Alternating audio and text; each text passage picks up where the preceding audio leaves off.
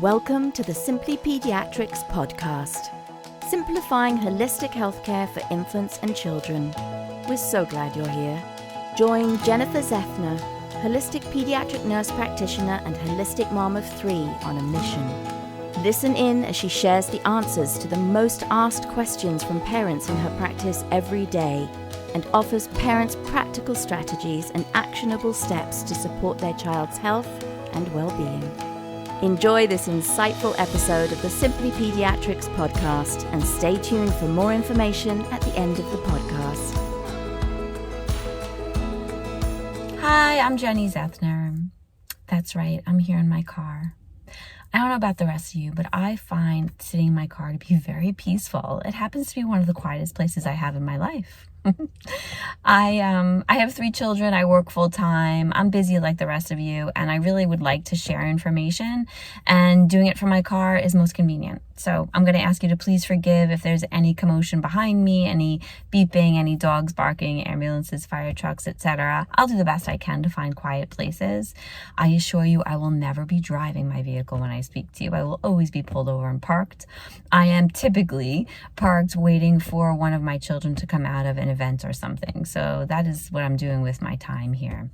And I look forward to sharing information with you. And again, forgive me for being a little unprofessional being here in my car, but I hope it works. And with that, let's get started. Today's episode, ADD and ADHD Basics. Hello and welcome. I'm so happy to be here with you today. Today I'm going to be talking about ADD, Attention Deficit Disorder, and ADHD, Attention Deficit Hyperactivity Disorder in general. Okay, so I'm not going into the specifics of how these are diagnosed and the specific criteria. I really want to start with the essential things that parents need to cover if they are being told or if they are concerned that their child may have ADD or ADHD. Because I find that a lot of families that I meet have gone down so many roads with therapies and supplements and lab work and specialists and haven't even covered the real basic things. So that's what I'm talking about today. I'm talking about like all of the little nooks and crannies you need to look into first to either decide, is this a true diagnosis? And if so, what are the basic things to cover before you go down into those roads that lead to specialists, supplements, testing, therapies, etc. Because there is a lot to do with children. But make sure you've covered all the basics, because that's frustrating for me when I meet a family and they've spent so much time and resources and they haven't covered kind of the basics. All right, so let me get started. So to begin with, if you suspect that your child has ADD or ADHD yourself because of the activities and the behavior that you see displayed at home, but in other settings like their homeschool group, their extracurricular activities, or their public school classroom, in those areas outside of your home, if the adults that are in contact with your child are not having any problems with them attending or behaving, you don't have a child with an issue. Remember that if our children can behave outside of the home, but at home you think they have, difficulty following your directions and staying on task in your home, that's more of just kind of parenting. Kind of unfortunately, it's just sort of how are we parenting? What can we be doing differently? And also our child are always going to behave the worst with us, unfortunately. If your child can behave outside of the classroom, if your child can behave in the classroom or in those extracurricular activities, you do not have a child with a problem. So let's just start right there. If you have behaviors that you're seeing at home and also outside of the home in the extracurricular activities or the classroom, another adult teacher is telling you that they're seeing the same behaviors, that their child is unable to stay on task, they're fidgety, they're inattentive, they're daydreaming, they're misbehaving. If it's in 2 different settings, so in the classroom and at home, then we have something that we need to look into further. So that's the first step there. The second step is if your child is in a public school setting anywhere across the United States, you need to examine that classroom. Do the best you can to get in there, speak with the teacher, understand what the setting looks like. Many times in the public school classrooms, in those kindergarten, first, second grades, where kids are typically being diagnosed or suspicious of an ADD or ADHD, the classrooms are very overwhelming for children, particularly if your home is quiet. You don't have a TV on in the background. You don't have a lot of clutter. It's maybe it's an organized setting. And then they enter into a classroom in the public schools, for example, and almost every wall is covered with information. And many of the public schools in those early ages have the children do like cooperative work where they're not responsible for their own little desk. They're actually working in a large desk with other children next to them. And for some children, this just does not work for them. It's overwhelming. The walls of the classroom are overwhelming. They can't focus on one thing. And then having other children close to them is distracting. So take a real close look at the setting that your child is in to see if it is a proper fit for them, because it's possible that they are having trouble staying focused because of that setting. The other thing to look at in the public schools especially is that here in the Northeast, they don't allow the children to go outside after it is below a certain temperature. I believe it's about 40 degrees here in New York. So on Long Island, at least. So if your child is not getting outside to run around and get fresh air during the day, you can almost guarantee, especially our boys, are going to have a really hard time getting through that full day of class without having some inattention or behavior issues. Is your child young for the grade?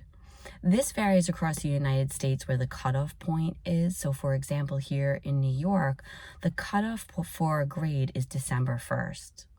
So what that means is that your child, if they're born in November, is really the youngest child in that class. And many parents are aware of this, but some aren't. Many children are held back a grade. They repeat kindergarten so that they can head into the public school system the oldest in the grade. So if you are born October, November, and the cutoff is December, and you're entering into kindergarten, now you're the youngest one in there, that can be really hard, especially moms and dads for the firstborn boys, particularly.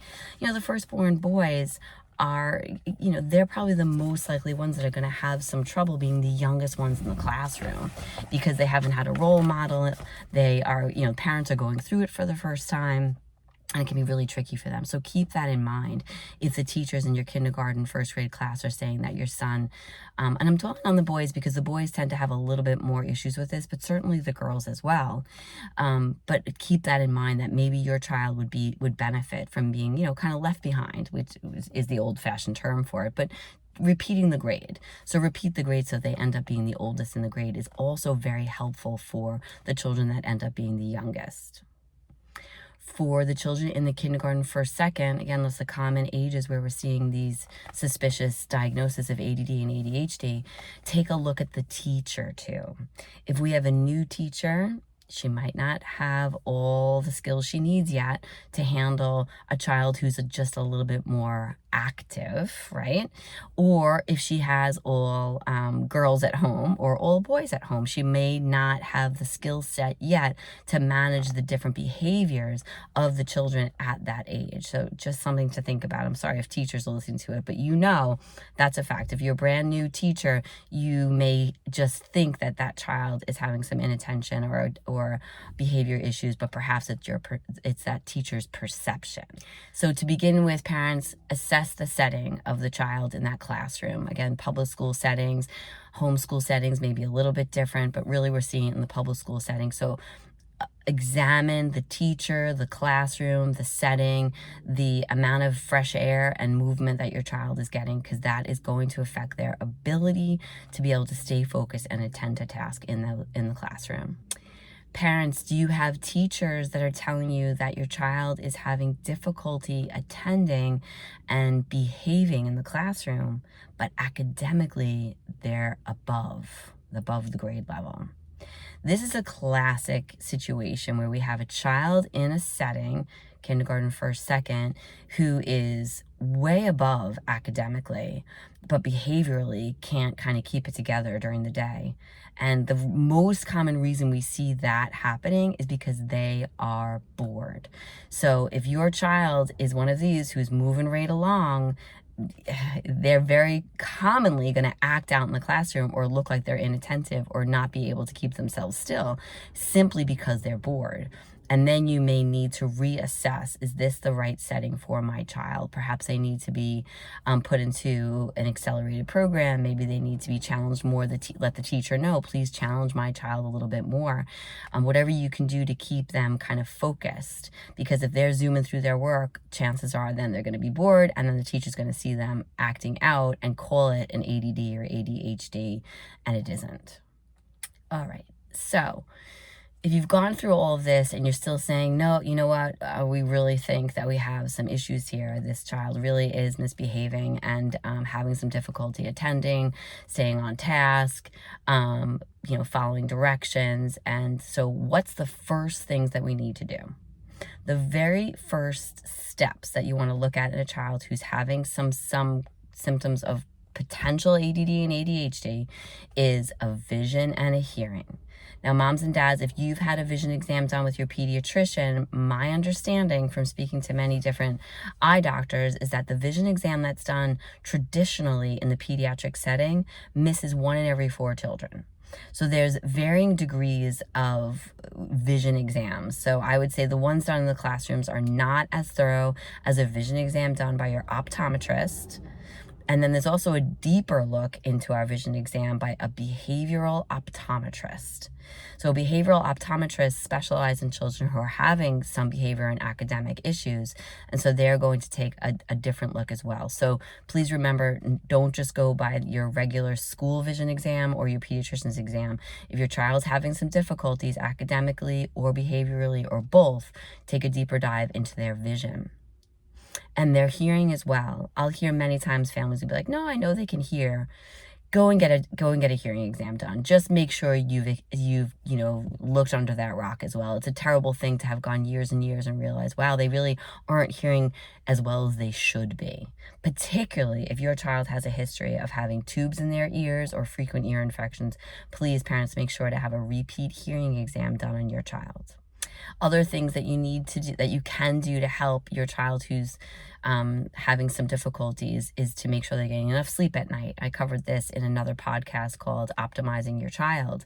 Sleep is super important. Children in the primary grades need a good 12 to 13 hours of sleep every night. So if they don't get it, they will certainly have difficulty paying attention. So assess their sleep. If your child is snoring, you need to have this looked at. If you have a child who is snoring, they could potentially be having sleep apnea. They're not getting a sound sleep. These children statistically are at very high risk for being diagnosed with ADD or an ADHD, simply because they're just not capable of paying attention in class because they're tired. So be sure to have that looked at for certain. And then, of course, their breakfast and the meals that they're eating throughout the day. Again, I have podcasts about, what's optimal for our children to be eating to set them up for the day. And it's going to be proteins, it's going to be vegetables, it's going to be iron-rich meals. Getting your child's nervous system, their digestive system kind of ready to go for that day is really important. Please don't send them out the door with no breakfast. Please don't send them out the door with a sugary breakfast. That is absolutely going to cause your child to be hyperactive and inattentive. And then make sure they're eating their lunch. So many times children just chuck their lunch out. Ask your child real specific questions. How was your lunch? What did you eat? What else did you eat throughout the day? Were other snacks served? Make sure you don't have a teacher that's giving them candies and sweets to kind of, many teachers will do this as like a treat for them. So that's not optimal, right? The food coloring, preservatives, artificial sweeteners, that's going to stimulate their nervous system and really cause them to not be able to attend. So be mindful of what your child is eating throughout the day. Finally, screen use. Screens include TVs, iPhones, iPads, tablets, gaming.